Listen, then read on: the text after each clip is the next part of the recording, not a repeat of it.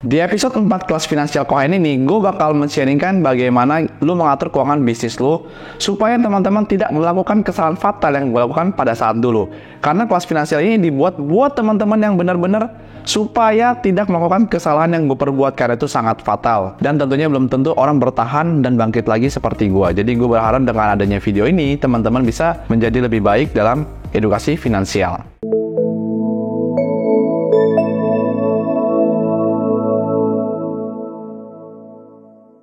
Oke, di sini gue bakal membahas buat teman-teman yang gue sudah bahas ya dengan income segala macam. At least lu sudah punya modal lebih.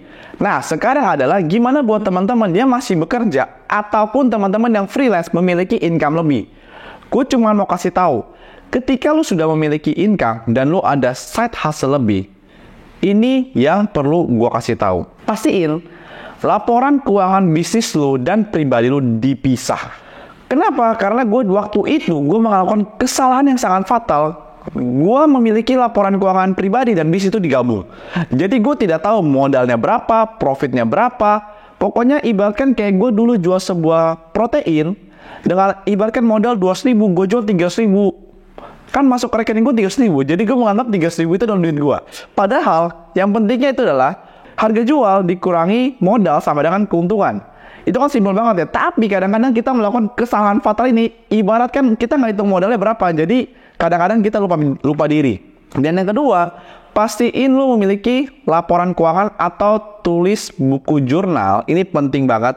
Apapun yang lu lakuin, maupun lu jasa, maupun lu jual barang apapun, ketika lu dapat duit, lu deskripsikan lu dapat duitnya dari mana. Oke?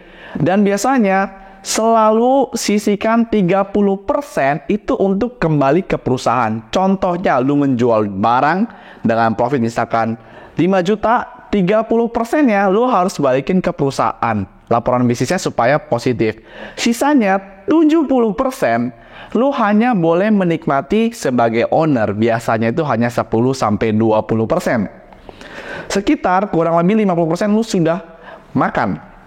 Dan 50% sisa hasil lu itu, lu untuk sementara waktu karena lu belum punya admin ataupun belum punya karyawan, 40%-nya wajib lu sisihin. Mungkin nanti suatu saat lu punya karyawan, admin yang meringankan beban lu. Jadi lu tidak langsung nombok di awal.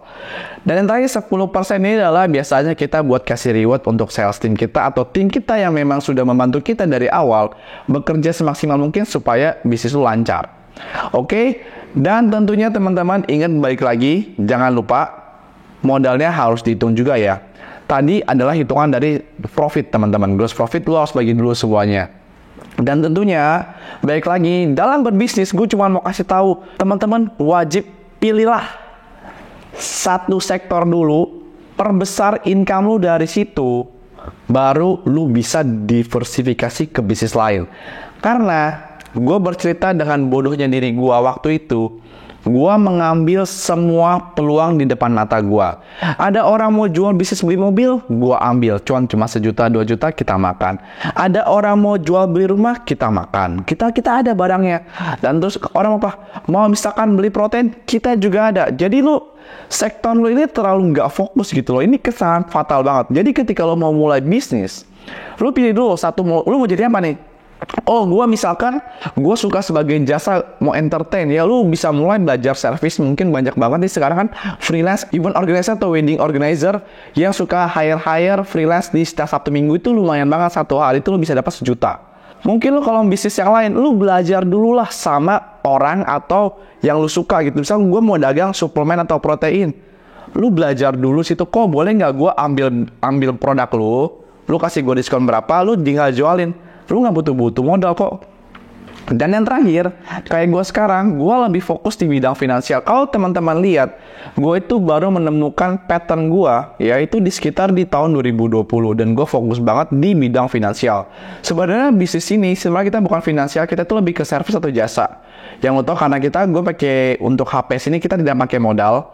Kita murni dari hasil kepercayaan. Makanya untuk teman-teman yang berbisnis, misalkan nih amit-amit dari 10 bisnis awal lu ngerintis ya, lu gagal, tapi Dari situ kan lu mendapatkan relasi nasabah, supplier, segala macam. Lu tetap jaga hubungan dari mereka karena lu nggak tahu.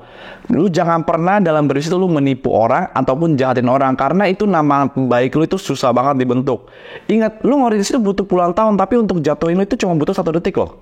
Mungkin kalau misalkan gue buat video viral yang menjelekkan orang, itu cepet banget viral dan nama gue jelek. Jadi saran gue tetaplah berteman. Ingat, 1000 teman itu masih sedikit sedangkan 1 musuh itu lebih banyak teman-teman. Jadi jangan bermusuhan, at least lo hubungan baik walaupun memang gak gitu suka sama orang, tetap keep contact karena kita nggak tahu rezeki itu datang dimanapun, ketika lo butuh kapanpun, disitulah timing yang tepat.